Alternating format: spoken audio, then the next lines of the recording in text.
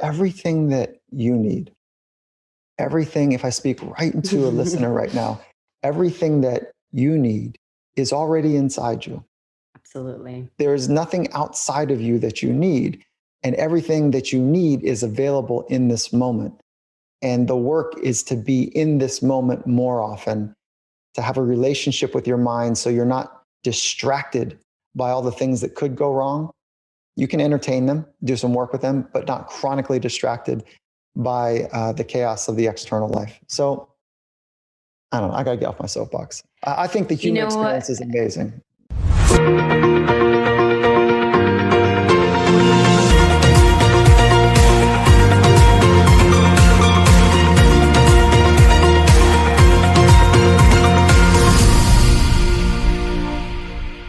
Dr. Michael Gervais is a world-renowned high-performance psychologist and industry visionary. Over the course of 20 years working with world-leading performers, Dr. Gervais has developed a psychological framework that allows people to thrive in pressure-packed environments.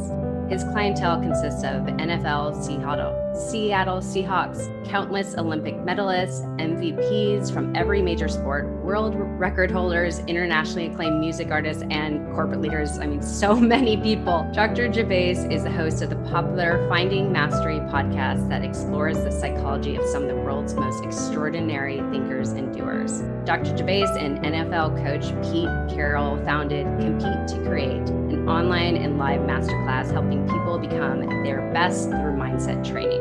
They have worked with more than 30,000 employees at Microsoft alone on the mental skills and strategies to unleash one's potential. And they also co-authored an Audible original, Compete to Create, a published peer-reviewed author and recognized speaker for Optimum human performance.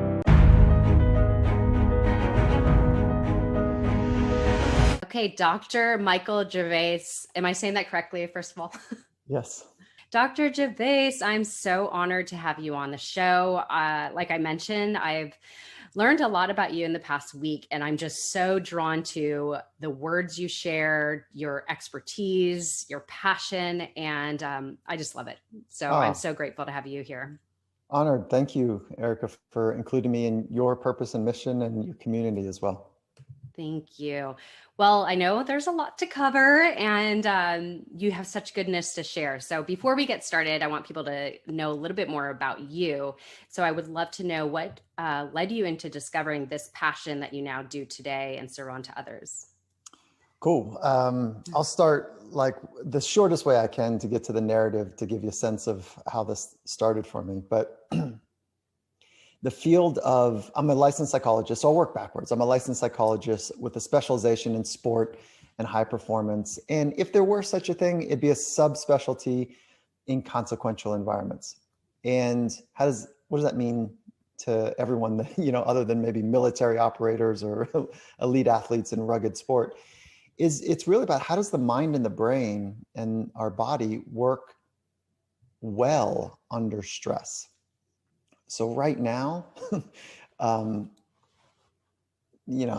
in dynamic as the world is and as complicated as is, the levels of stress that we're experiencing are paying forward. And this is why we're seeing mental health to be a real concern for so many of us, is that we are not properly prepared from a psychological perspective to deal with high stress. In certain chronic high stress. And that's what we're living with right now. So, if we go way back 15 years when I was a young kid, when I was 15 years old as a young kid, I was surfing a lot. That was my sport of choice. I grew up in Southern California. And there was a difference between free surfing and competitive surfing. And when I was in the competitive kind of experience, I was a mess, Erica. I could do all the stuff I wanted to do when I was free surfing, but as soon as there was this artificial judgment that was taking place, I fell apart. And I didn't know that there was a thing called psychology. I had no idea. And come to find out, there's a whole subdiscipline in psychology about the study of excellence. So how do the most extraordinary humans on the planet organize their inner life and train their mind? And so that is really what performance psychology is. It set me down this path because I was a mess when it mattered most. And that's why I wanted to study how the mind works. And so that's kind of the bookends, if you will. Perfect. Well, so you mentioned, I heard this, I believe, on another podcast, and I think it's really great to pull this out. You mentioned that surfing was your sport. I don't know if you pursued it professionally, but you had an experience where somebody actually kind of served you a lesson. And I think this is very valuable because I think this is where a light switch went on for you. When you were surfing, you would focus on everything that would go wrong. And everybody knows where your focus goes, your energy flows. Or if you don't know that, it's the truth. And I would love if you could speak to that. So again, this was me as a 15-year-old kind of scrappy kid trying to figure out how to just be okay. And perfect conditions in the water. There's only 3 people out, and this is a competition day. And that's important because normally at a peak where people are surfing, there's, let's call it 20 to 40 people competing for 3 waves every 10 minutes. And it's a highly competitive kind of alpha competitive environment out there. You think surfers, oh, chill, they're just laid back, whatever, but there's a limited resource out there. And so during competitions, though, there's only 3 people. So they kind of cordon off the beach, 3 people, beautiful conditions. It's glassy, it's 8 a.m. and it's everything you'd hope for. It's about 6 feet high as a wave. And this gentleman, this older gentleman, I was 15, he was probably like 24 at the time.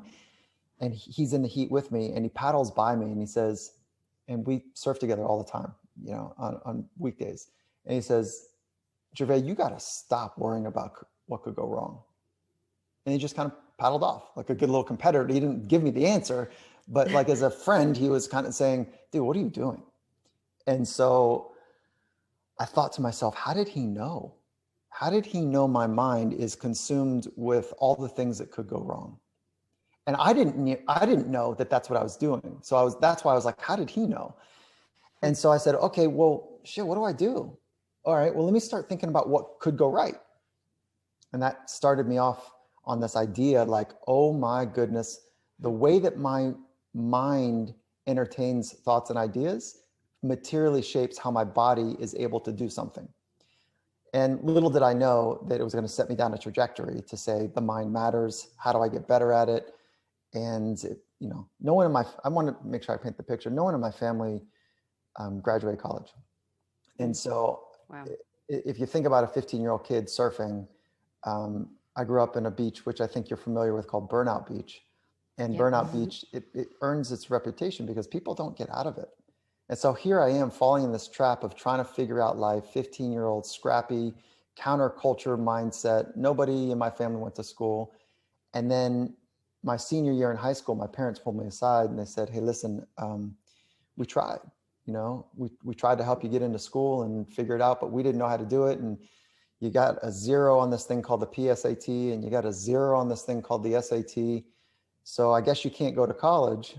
And I'm like, what do you mean? Like, what is college? What are we doing? And so my parents said, either you got to get a job or get out or go to community college. So that's how it started for me. And I wasn't ready to get a job and get out. So I went to community college. And guess what? There was 3 professors there that were absolutely life altering.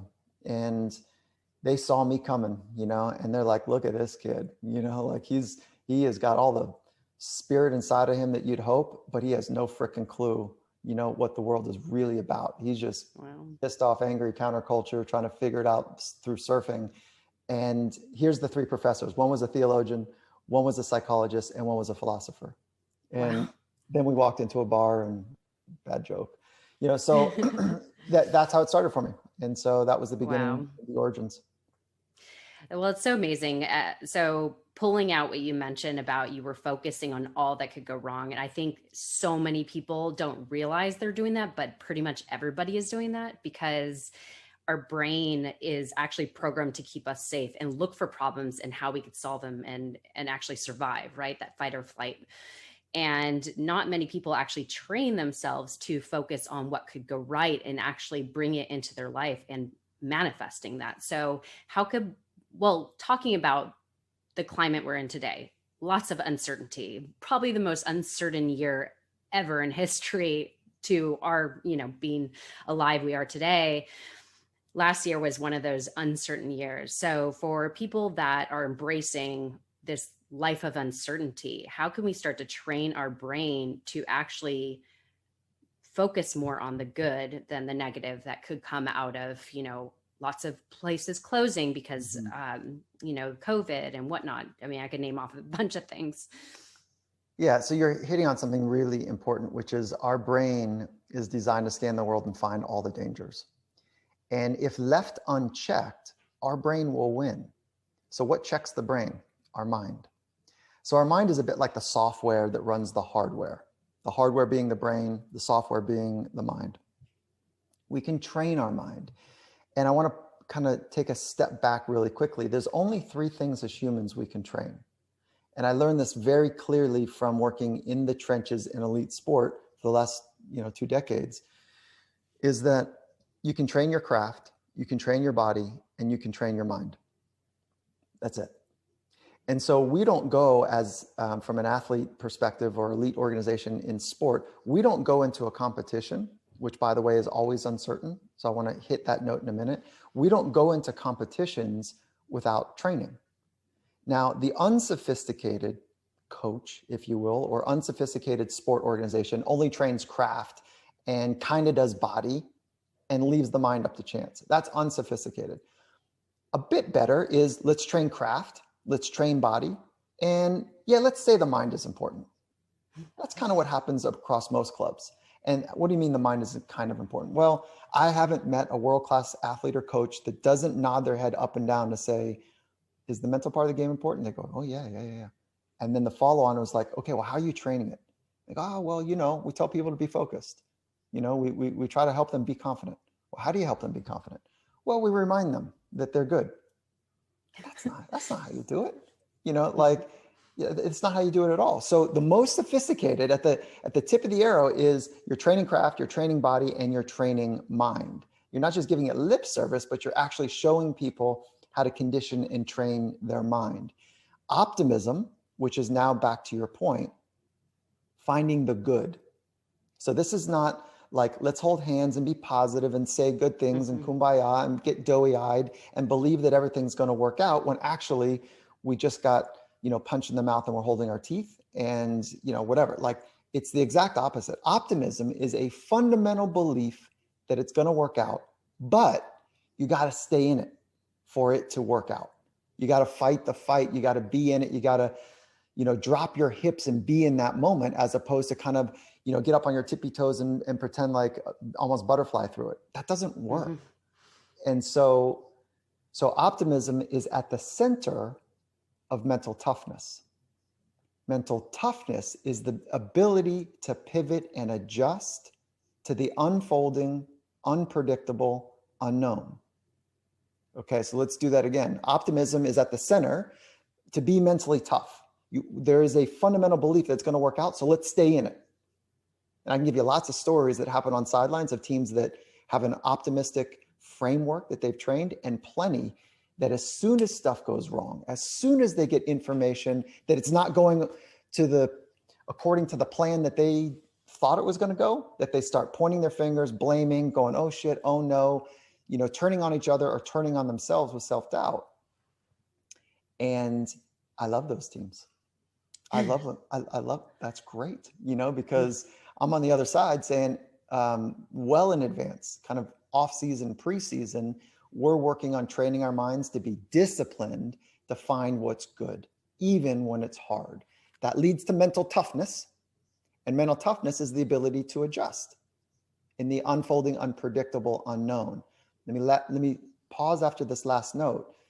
The unpredictable, the unfolding, the unknown. That is what quote unquote uncertainty is. And guess what, Erica? You know this to be true, is that every moment that you've been alive is completely uncertain. So right now, people are realizing that, oh shit, there's so much outside of us that's changing. It's creating this exposure that my internal framework is not as strong as I thought it was. And guess what? I'm scared, I'm depressed, I'm anxious, I'm irritable, I'm frustrated, I'm overwhelmed, I'm fatigued, I'm tired. Okay. And so I'm turning into a person that I don't want to be. And I'm blaming the external. But really, and I say this lovingly and with kindness and empathy, it's because the internal was not developed properly. And why has it not developed properly? Because our system failed us. Where did you learn, Erica, how to train your mind? Exactly. Where? In high school? No. In college? Nope. It's not a course. In grade school? No. You know, you had to go to a psychologist, and the stigma around going to a psychologist was like you had to, by the way, I'm a psychologist. You're The right. conversations in our room are freaking awesome. They are the most dynamic, great conversations that you could ever have with another That's person. awesome. But there's been a taboo around it. And so you literally, psychologists, 40 years ago, we built back doors so somebody could come in and not be seen leaving. Holy shit, is that wrong? Sorry for the language, but it's like, No, you're it's good. so backwards. It's screwed us up. Absolutely. I'll touch on that. That is one of my pet peeves, is that I was talking about this the other day with somebody, that I hate that schools don't teach this, like Teach actually how confidence. to train your mind and Yeah, mindfulness. teach confidence. That is a Exactly. trainable, flat out skill, you know, and then teach how to be Mhm. calm. That is 100% trainable. And so it Yeah. drives me nuts too, because you know what keeps me up at night is thinking about the kid that I was at 15. I was angry, I was scared, I Mm. was overwhelmed. I had a chip on my shoulder because I didn't know how to be vulnerable. I didn't know how. And underneath the surface, I was really anxious because I didn't know how to live with the uncertainties of like social pressures or whatever.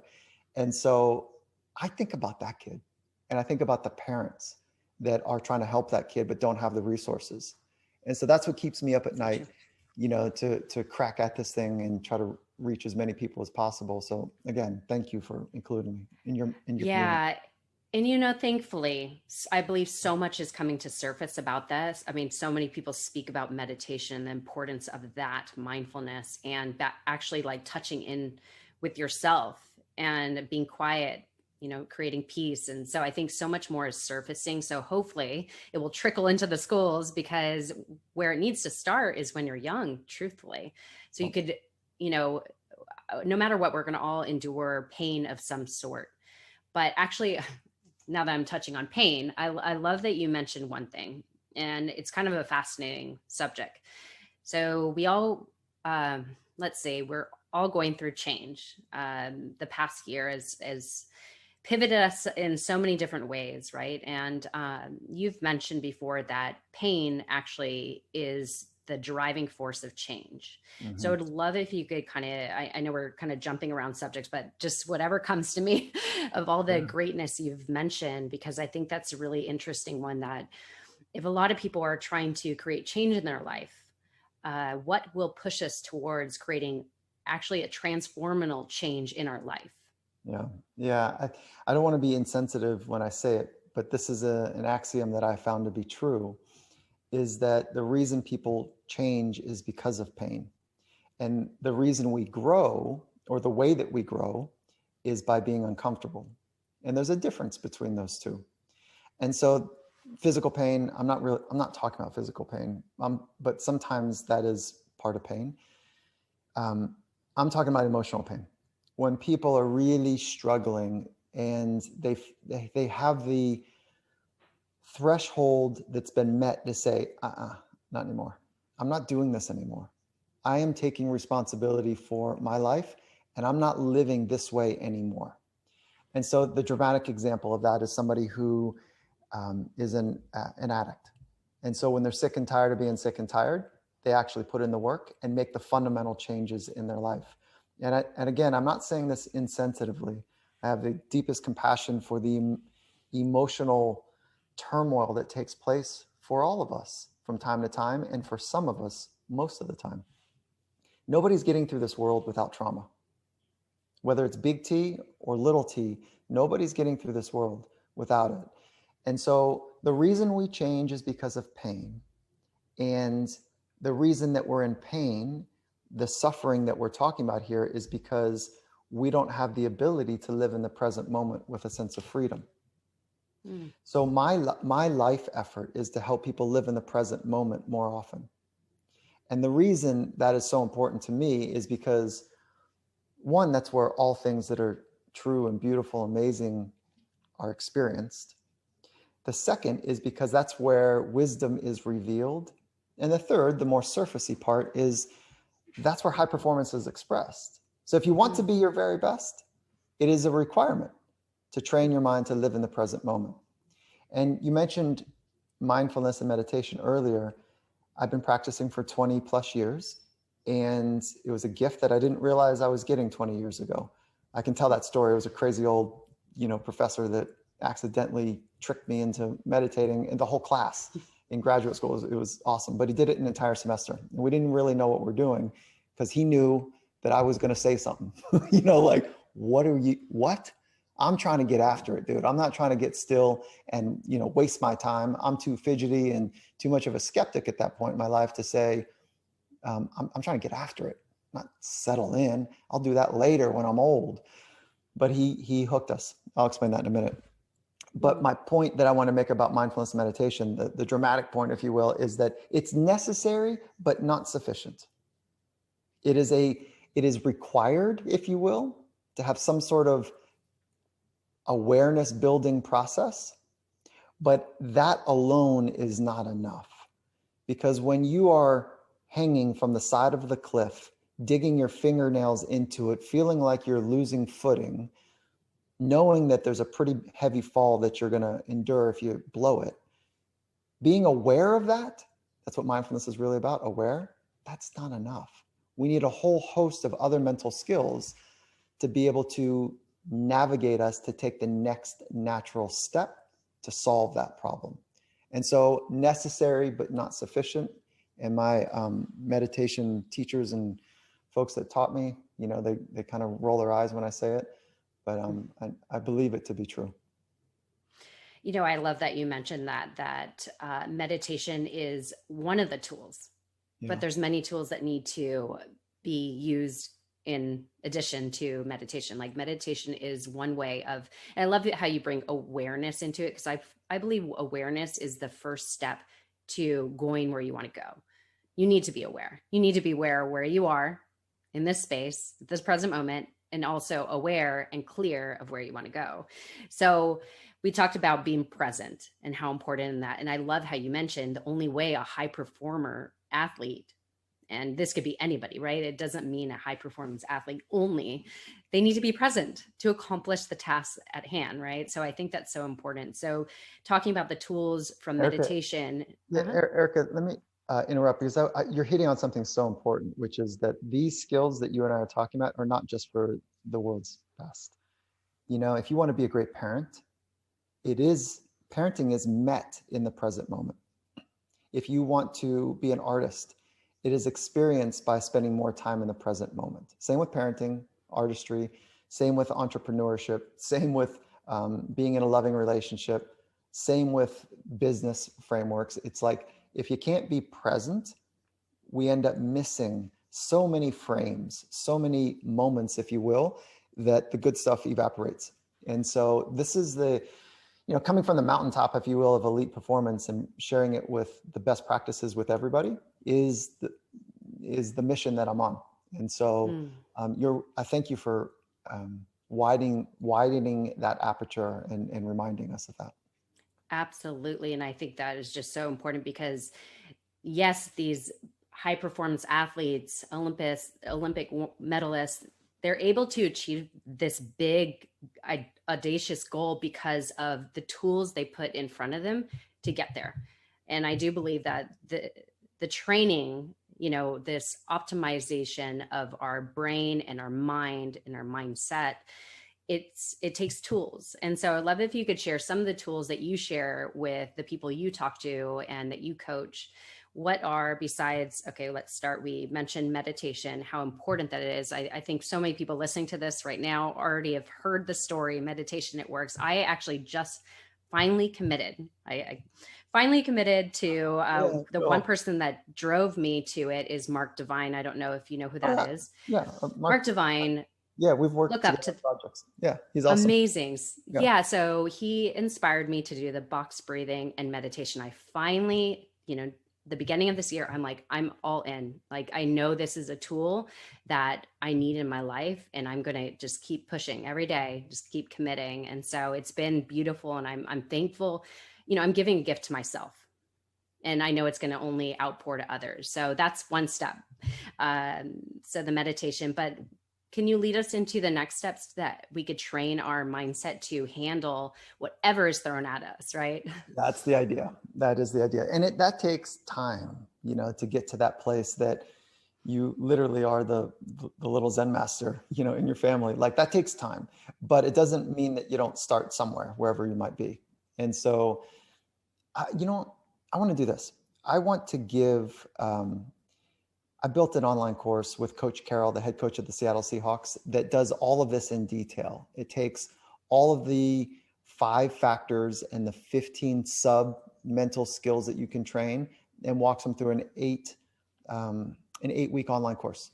I want to give one of those. Let's go give 2 of those out to your listeners. Let's do a little competition. What do you think? Sounds great. Sounds Okay, great. so, I was reading this course, and I'm a fan. Everything that is mentioned, it's a perfect layout of just really to optimize your life. So awesome. So let's compete. Let's have who's ever listening right now in your community, tag you on social, tag me on social, and then just give us a note. Like, why do you want to train your mind right now? Like, go underneath the surface. Because if you say to make more money, you're probably not going to get anyone's attention. But if you say, like, because this is my mission in life and I know my mind is important, like, I want to give that.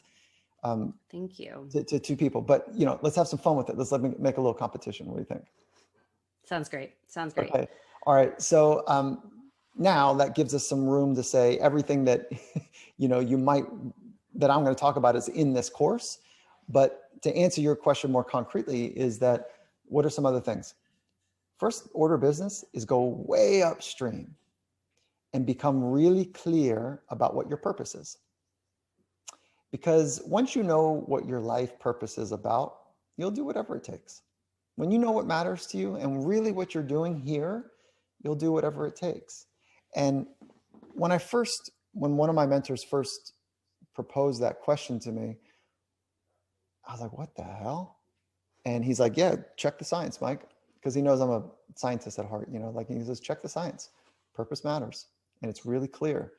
So we've deconstructed, like, how to help people articulate purpose. And there's 3 ways to get at it. And there's not a formula, but I want to talk about the actual structure. But before we do that, I want to share the science. Harvard did a 75-year longitudinal study that took a look at what is the difference between people that are fulfilled in life and not fulfilled. And one of the key variables that came back when tracking people for 75 years is that those that reported having a fulfilled life wrestled with the deep questions of what matters most to them. So they grokked with the big questions in life. One of those big questions is, what's your purpose? Mm-hmm. And so how do you get there? Here's the 3 ways. Write about it, talk about it with wise people that you trust, and meditate. So meditation is the awareness, like, to understand your inner life.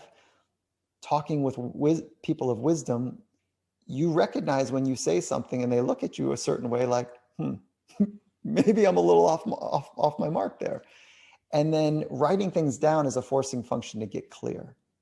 So Erica, I wish I could give people their life purpose, but I never would want someone to hand me mine. And right. What we know from science is that it has to matter to you. So whatever your life purpose might be, it has to matter to you. And if people are listening to this going, what the hell are we talking about? Like, life purpose, I'm trying to keep food on the table. I'm trying to keep my job. I'm trying to, like, keep the family together. Like, life purpose, I don't have that luxury. Okay. Then take a thin slice of this science and say, what is your purpose for this quarter? For the next 3 months, what is your purpose? Or if you want to make it even thinner, what is your purpose for this week?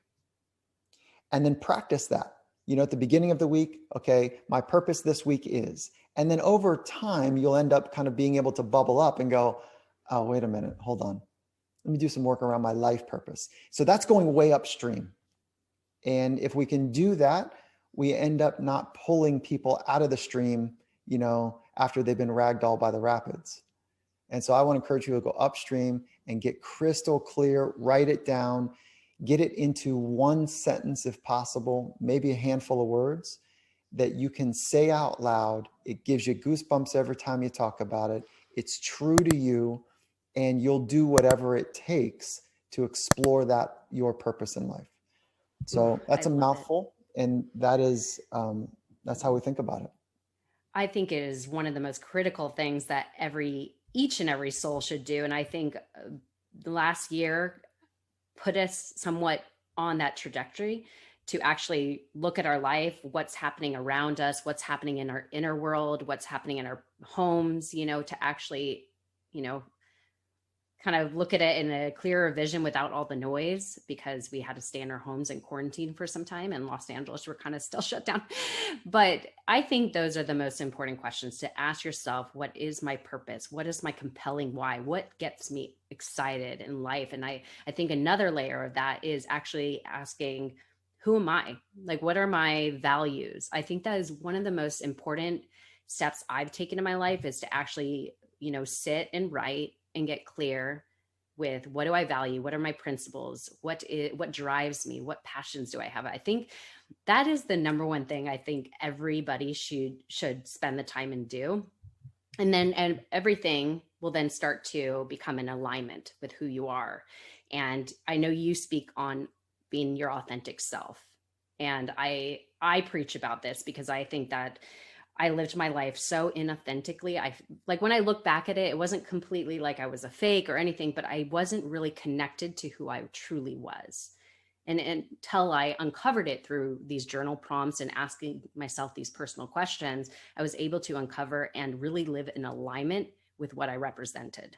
Oh So yeah. I think What a that's gift, isn't it? so It's such important. a gift.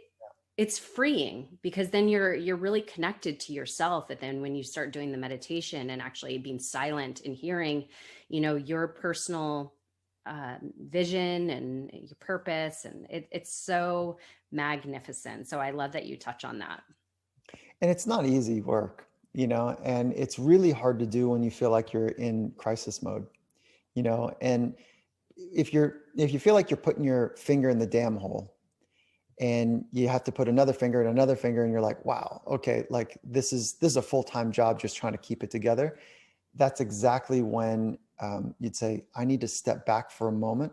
Let me keep my finger in the damn hole right now, keeping my everything I need to do running, but I need a couple moments to myself. And that's where mindfulness, or writing and or conversations with wise people can help increase your awareness of your inner life. Like, who are you? And then what do you want to do with your life? And it sounds like it's a luxury. It ain't a luxury, because as soon as this stuff gets clear, everything else gets easier. And so, and when I say easier, I don't mean it ever gets easy. It just becomes more, I'll use your word, there's more alignment. And with that alignment, then we start to get some flywheel effects, and it's just less Momentum. yeah, exactly, less momentum. And then doing the dishes, if you're stressed out, is like, fuck, I got to do the dishes again. Like, when am I ever going to get out of this? So that's leading us down like a depressed, anxious mindset. But if you're doing the dishes and you've got a different approach to it because your purpose is clear, you do it in a whole different way. And so, the essence of life is met by chopping wood and carrying water in the mundane, simple tasks, not the Instagram, look at me, how extraordinary I am. Those are as fleeting and even more rare than the everyday chopping wood and carrying water, tucking the kids in and figuring out, grocery shopping. Mm-hmm. It's funny. I was just thinking when you were mentioning washing the dishes. So I, I basically love when things are clean, put away and organized, and just, my space is just clean and clear. Look, you've got a full So, Zen in your background. I can see you got the candle, you got like everything. right. Yep. Yeah. So cleaning or putting away the dishes, I noticed that I don't think of it as like, oh, I have to put away the dishes. I more think about it as, oh, after this, like, the kitchen will be clean, fresh, And so I think of it as more like I'm, moving towards my goal of always wanting the space clean and clear, So I think that that's a different way to look at things. Instead of looking at the task at hand, is looking, what do you want the outcome to be? Mm, So, beautiful. And it's not necessarily, not everything is a means to an end. Sometimes things are, you know, and if you can get into that mode when you're doing dishes, is like, oh, this is a moment for me to have this single focus where I'm just doing one thing that's actually quite simple, and it is a meditative practice. It's quite simple, and I can just focus on, the actual sounds of the water or the soap, or the cleaning of the dishes, or the putting them in the dishwasher, whatever it might be, and just focusing on that for one moment at a time, 1 nanosecond at a time. And when your mind wanders to, oh, I got to do this and that, and blah, blah, blah, all those things, that you go, wait, hold on. And you just say, come on back. And when you come back, that actually is the practice of refocus. It's the practice of awareness. That is mindfulness training. So that is now, doing the dishes is an end in and of itself, not just a means to an end that I'm going to feel better when it's clean later. And that's cool too, right? Because that'll get you up to actually get the stuff clean do the sometimes. thing. But maybe you can also attach it to, like, it is an end. Every moment essentially is an end in of itself, because we don't get it back.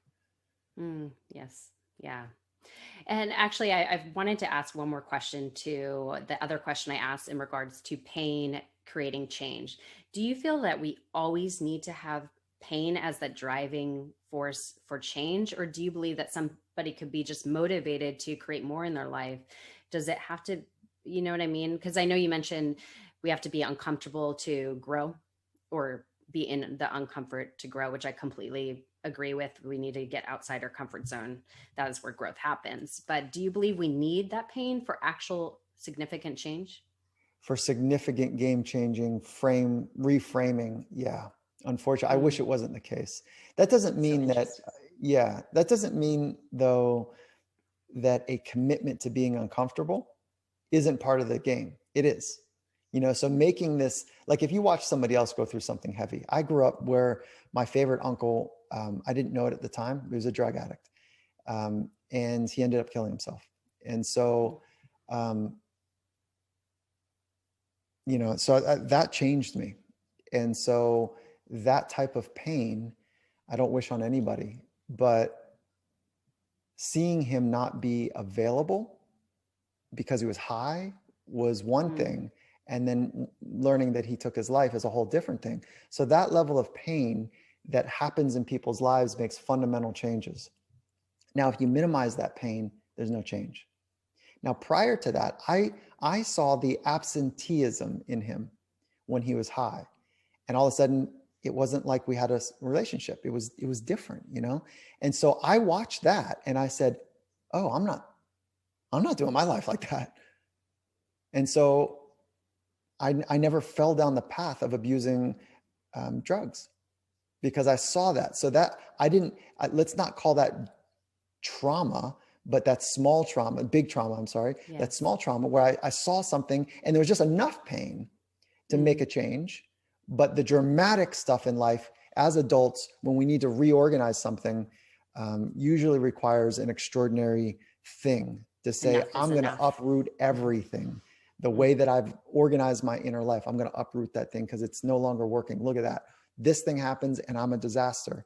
And I will say this as a final note on it, with the greatest empathy and compassion for human experiences, is that the most powerful humans, and I don't mean power like I'm going to stand over you and gloat. I'm talking about that really deep power.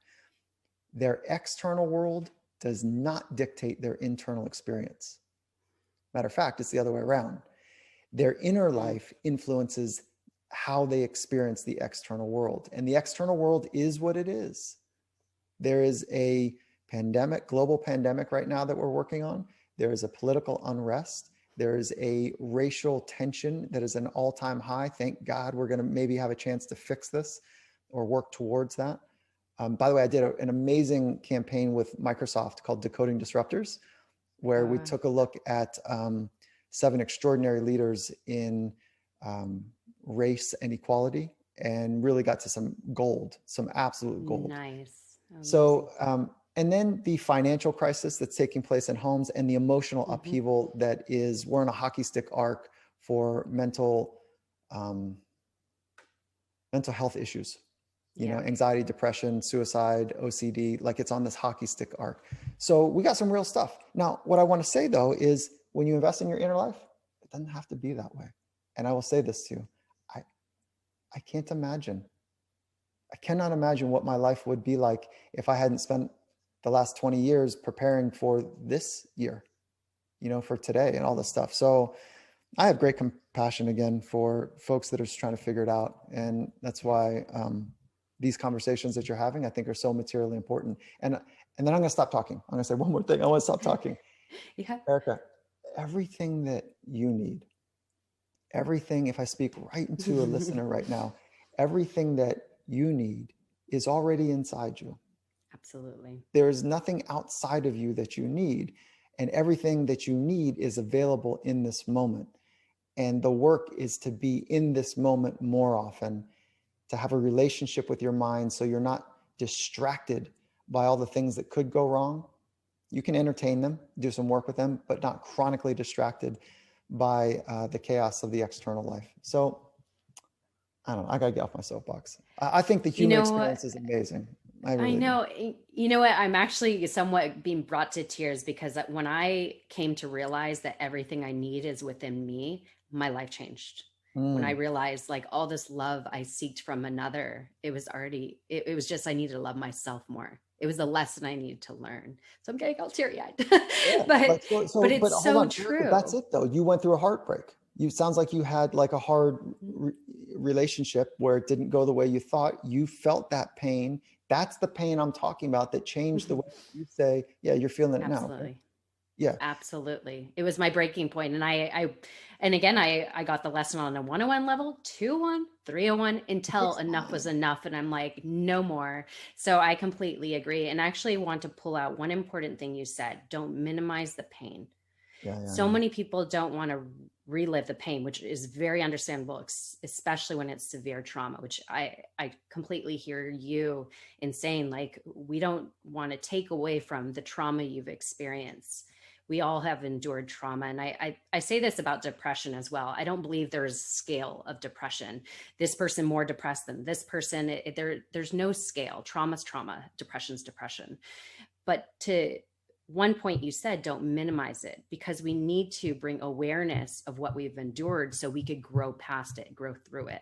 And I think that is important for people to hear, that take the time to feel the feels and know how it affected you, and then love yourself for enduring it and getting through it and being on the other side. Even if you're still going through it, just love yourself through the process.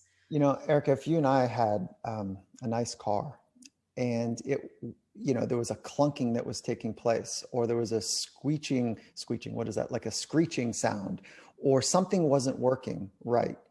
You know what we do? We'd save our money and we go to an expert and say, hey, mechanic, can you help figure this thing out? Because boy, this thing is important to me. But when our brain isn't quite working right, and by the way, the brain is infinitely more complicated than any machine that we've ever seen, including a car. That's like child's play. The brain is so complicated. It's beautiful, 3 pounds of tissue. We don't really even understand it, that sits in our skull. And then this complicated invisible mind. If it ain't working, go get with an expert. You'll spend $200, $400 on getting your car fixed. Go get with an expert. And that I'm saying a psychologist, like go get with one and say, hey, something's not working. Because here's what PTSD does. It's a terrible label. But as a clinical psychologist, here's what it does. It is the avoidance of being re-traumatized. So we go through something heavy. It kind of scrambles us in a way that we say, oh my God, that was crazy. And then we organize our life to not be in a situation that looks, smells, feels like that again. So it's a reorganization to avoid re-trauma.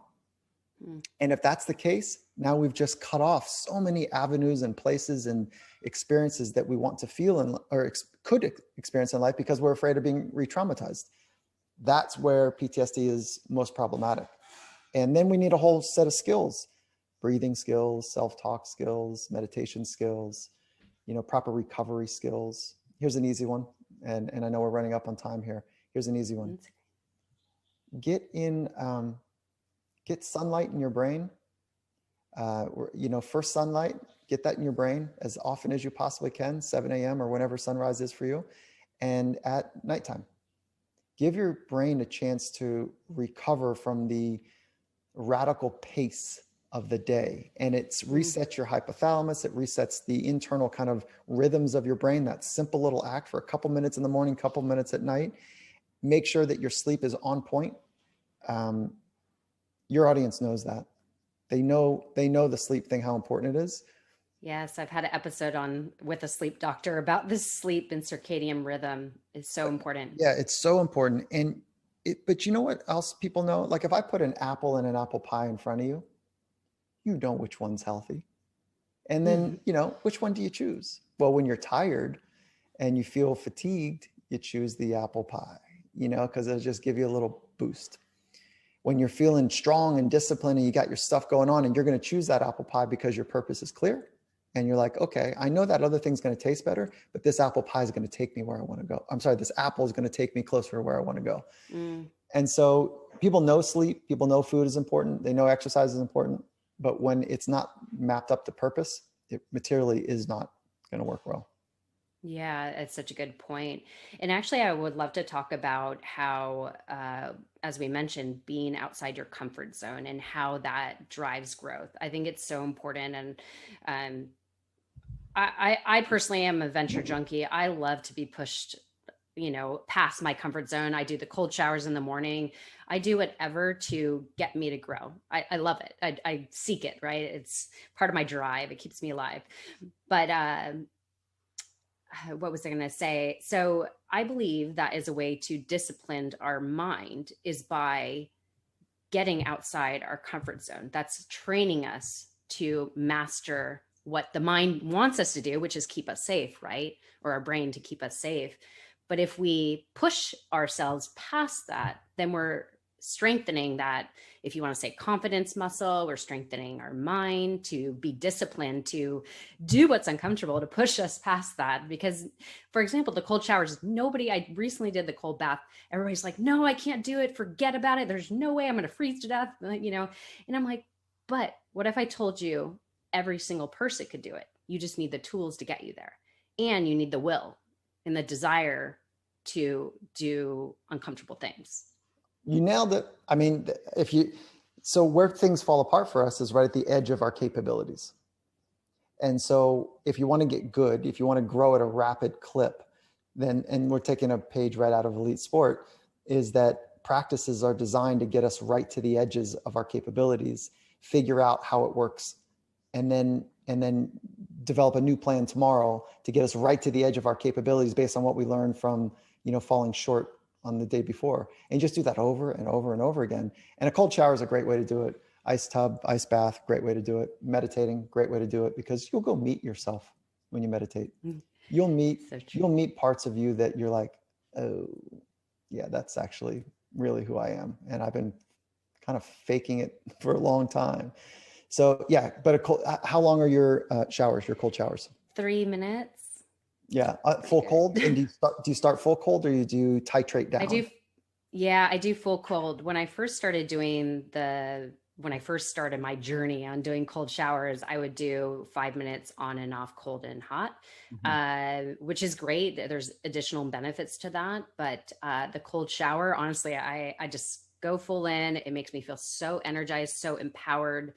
I feel stronger. I feel like, oh, I just accomplished a task. We love to accomplish things. We like to have progress. And when you feel that you've accomplished a task, you gain more confidence. So I think it's a great confidence builder, is just doing a cold shower. It sounds like the most simplistic thing, but I think that is the thing, is these tools that are at our disposal are so simple. We just have to implement them in our lives and learn what they are. And I know you have your course, Finding Mastery, and also your original Audible, which is Compete to Complete, or what is it? Sorry, Compete to and Create. Yeah. That that teach all these magnificent tools and also the science behind it, which there's so much more to learn. I know you talk about visualization, and I've touched on this with several people. I don't know if you know Siri Lindley. She's a triathlete, world champion 2-time. And she talked a lot about the visualization, how important that was, is seeing the accomplishment. But she's also shared, which David Nurse shared the same thing, which is he's an optimization coach for NBA players, that not only do you want to visualize the success of what you're trying to achieve, but also see what might go wrong and observe how you're going to handle it. How are you going to handle that adversity that comes right at you? Because no matter what, we're always going to endure things we've never expected. 2020 is an example of that. So what is your take on visualization, and how is that important to what you share with others? It's a staple in sport and performance. And so it's easier when there's something that is concrete that you're working towards, like a game or a championship or a performance, right? It's easier to do that than it is to do it in life, but it still holds true. I can't imagine growing at a rapid clip without using it. And so I hook it around my meditation practice, and it's something I do every morning. And the way that I do it is 85-15. So 85% of the time is seeing myself being the man that I want to be in a moment that I want to do well and be well in. And then 15% of the time is me experiencing what it's like when it's not going right and course correcting. So 85-15 is the way that I go about it. And it's a daily practice for me. And it is a staple for most athletes and coaches. But they tend to do it prior, like the night before or 2 nights before the competition. And I imagine that in 10 years from now, that as the science gets stronger and the practices become more clear, that people will do this on an everyday basis, at least in sport. But right now, we're not there for most athletes on the world stage. It's kind of like the night before, the 2 nights before, doing 10-15 minutes of imagery.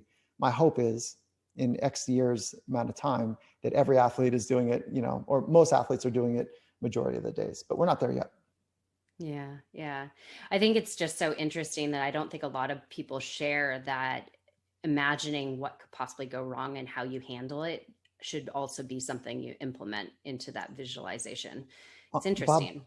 Bob Bowman is Michael Phelps' coach, and he was on the Finding Mastery podcast with me, and we talked about how he and Michael would train imagery, and we get into deep detail on that episode. It's really good. And so there's a lot more, there's a science behind it. And right now you and I are just kind of glossing over like the details, but there's a lot of science in that. And that might be a nice resource for your community. Amazing. Amazing. Well, you're like me in wanting people to really tap into their fullest potential as their truest, authentic self. And if you were to leave a piece of advice of how we could really connect deeper with ourselves, besides the things we mentioned, meditation, journal prompts, we didn't touch on gratitude. I think gratitude's a huge one. After I finish my meditation, I do a little gratitude prayer, because you start to see, when you start to focus on creating a gratitude list or writing it down, you'll tend to notice you focus on tedious little things. You'll think about like the roof over my head. Oh my gosh, we are so blessed. We have a roof over our head. Or how my dog is healthy, or just the simplest thing, or that my body is strong, that I'm able to work out and feel good, and that I have vegetables in my fridge. So we didn't touch on that, but I think that's important. But if you were to leave another piece of advice of something to really tap into our truest, most authentic self and to live our life as our fullest potential, what would that be? I think you're hitting on something that is really important, is that this whole thing about becoming your very best, it can feel like quickly like we're back in 1980, like be excellent, like kind of cheesy in that way. But it really is a bit more like the Panama Canal, where it's a locking, integrating system where, as one lever goes down and water comes in, another lever goes up, and then the ship comes in, and then, it's like this interlocking dynamic training, if you will. And so I think it more like that than any silver bullet. There's no silver bullet that's going to do it. There's no tricks, there's no hacks, there's no secrets, there's no shortcuts to this. And so mindfulness, yes. Purpose, yes. Breathing work, yes. Sleep, yes. All the things we've already talked about. And you mentioned it earlier, but know your core values.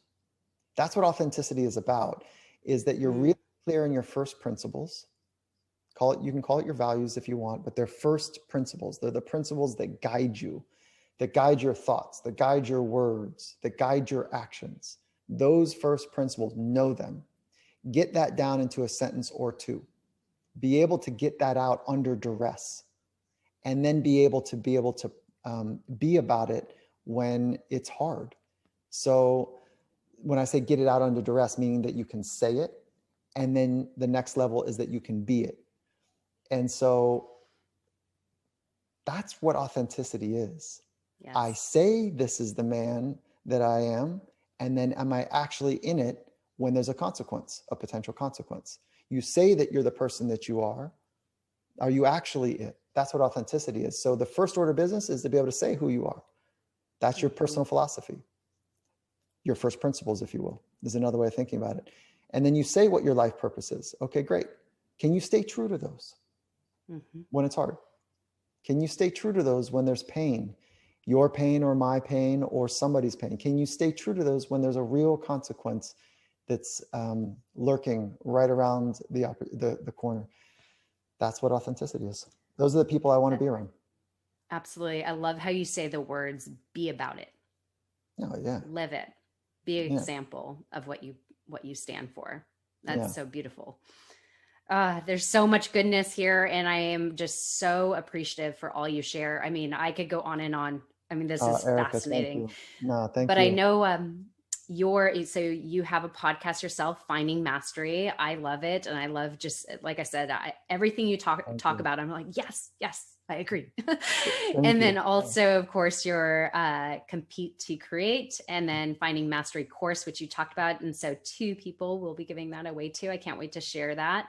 And for people to also find out more about you. Everything you share is just absolutely remarkable, and so much wisdom. Oh, thank you. Yeah. Like I said, I wish people really take the time, and even if you're taking 5 minutes a day to connect with yourself, I think is important. If you can't commit to 20 minutes of meditation, what I believe is for optimization, if you could just do 5 minutes, to go for a stroll and just be present and see what's around you and see what excites you, what gets your senses going. I think that's a beautiful practice in itself. So what's up? Anyways, Erica, thank you. Everybody go follow Michael Gervais. I'm so honored. Thank you so much for everything you do and getting people to really accomplish their goals. I mean, you work with the best of the best, and everybody go follow him, find out more, because there's so much and I can't share it all in 1 hour. So you're amazing. Thank you, Erica. I really appreciate it. Thank you. You're so welcome.